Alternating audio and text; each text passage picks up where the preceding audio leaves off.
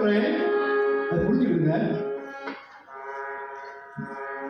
இயேசுதாஸ் அவருடைய மகனுக்கு கழுத்தில் ஒரு சின்ன பிரச்சனை. எல்லா மருத்துவமனையும் பார்க்க முடியாது. கடைசியில் போய் அமெரிக்காவில் போய் சிகிச்சைக்கு போகிறாங்க. அங்கேயும் முடியாதுன்னு சொல்லிட்டாங்க. ஒன்று அவருடைய மனைவி சுவாமியுடைய ஃப்ளைட்டில், அமெரிக்கா ஃப்ளைட்டில் டேக் ஆஃப் பண்ணுறதுக்கு முன்னாடி அவங்க கையை பிடிக்கிறாங்க.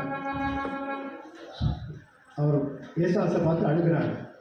நீங்கள் திருவண்ணாமலைக்கு போயிட்டு ஒரு சுவாமி, நான் மொத்தம் உங்களை வைவேன், திட்டுவேன், நீங்கள் அங்கே ஏன் போகிறீங்க? அவர் குடிக்க மாட்டார், எண்ணெய் தேய்க்க மாட்டார், அப்படிப்பட்ட ஒரு அவரை போய் பார்க்க போகிறீங்க.